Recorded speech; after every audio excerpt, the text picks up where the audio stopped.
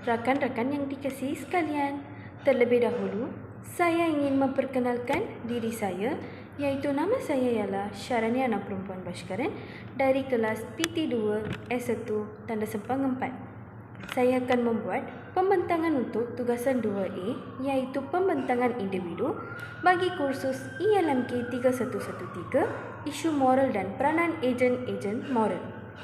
Hari ini, saya akan menerangkan tentang peranan guru pendidikan moral dalam mengurangkan gejala negatif di sekolah. Menurut Kamus Dewan 1970, guru bererti pendidik, pengajar dan juga pengasuh. Daripada pengertian di atas, jelaslah bahawa guru merupakan insan yang berkecimpung dalam arena perguruan yang dikaitkan sebagai suatu bidang mengajar atau melaksanakan dalam konteks institusi pendidikan dalam usaha menyampaikan ilmu kepada anak murid ataupun masyarakat. Dalam kerangka tugas sebagai guru pendidikan moral yang berwibawa khususnya dalam meningkatkan perkembangan moral.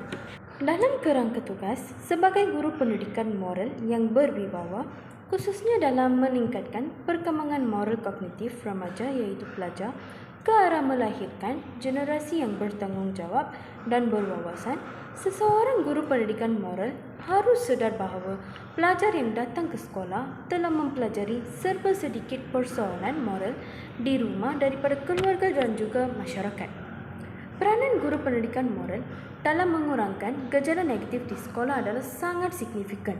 Berikut adalah beberapa peranan guru pendidikan moral beserta contoh-contohnya. Peranan yang pertama, guru pendidikan moral adalah menjadi pengajar nilai-nilai moral. Guru pendidikan moral mengajar pelajar tentang nilai-nilai moral seperti kejujuran, integriti dan juga empati.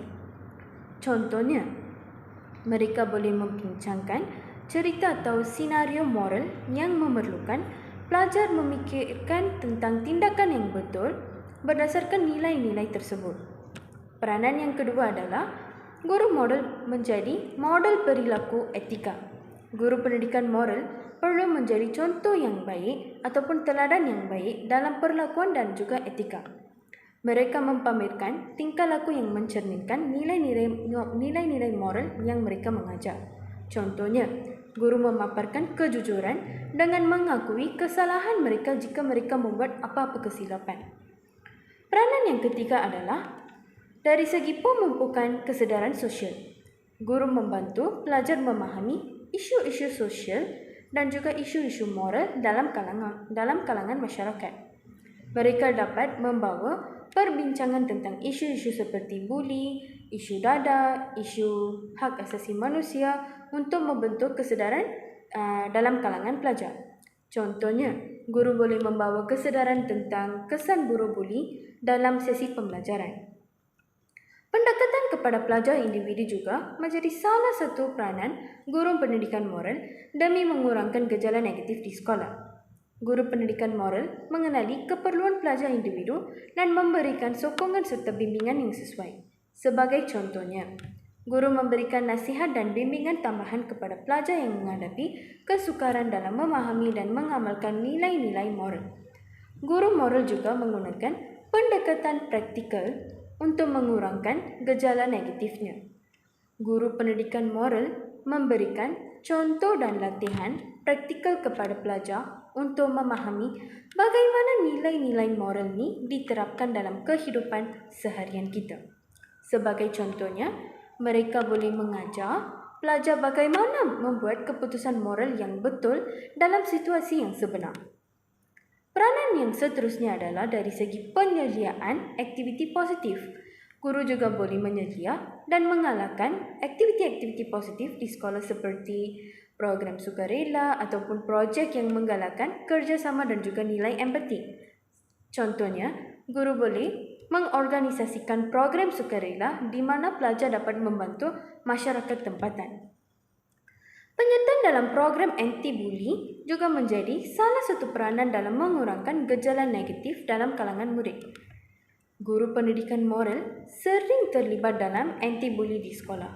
Mereka membantu menguruskan program ini dan memberikan latihan kepada pelajar tentang bagaimana mengelakkan kes buli ini dan menyokong mangsa kes buli. Contohnya, mereka boleh mengendalikan sesi kesedaran buli di kalangan pelajar. Peranan yang seterusnya adalah menggalakkan kepentingan keadilan. Guru pendidikan moral boleh mengajar pelajar tentang keadilan dan juga kesaksamaan. Mereka membantu pelajar memahami pentingnya memperlakukan semua individu dengan adil tanpa mengira latar belakang ataupun perbezaan. Misalnya, guru boleh mengadakan perbincangan tentang isu-isu keadilan dalam masyarakat. Peranan yang kesembilan adalah dari segi pengiktirafan kegagalan dan pembelajaran. Guru pendidikan moral membantu pelajar mengenali kesalahan dan kegagalan sebagai peluang untuk pembelajaran. Sebagai buktinya, mereka menggalakkan pelajar untuk merenung kesalahan mereka dan mencari cara untuk memperbaiki tindakan mereka. Peranan guru pendidikan moral yang seterusnya adalah dari segi mengawal dan mengevaluasi program seperti program kesedaran. Guru pendidikan moral mengawal dan menilai kesan program moral di sekolah. Mereka memantau perkembangan pelajar dalam memahami dan mengamalkan nilai-nilai moral. Sebagai contohnya, guru melibatkan pelajar dalam aktiviti penilaian diri untuk mengukur pemahaman mereka tentang nilai-nilai moral. Guru pendidikan moral memainkan peranan penting dalam membentuk sikap, nilai, akhlak dan juga perilaku pelajar dalam konteks moral dan juga etika. Dengan mengamalkan peranan-peranan ini, mereka dapat membantu mengurangkan aktiviti gejala negatif di sekolah dan juga dapat memupuk persekitaran yang lebih selamat, beretika, berakhlak dan juga bermoral. Sekian, terima kasih.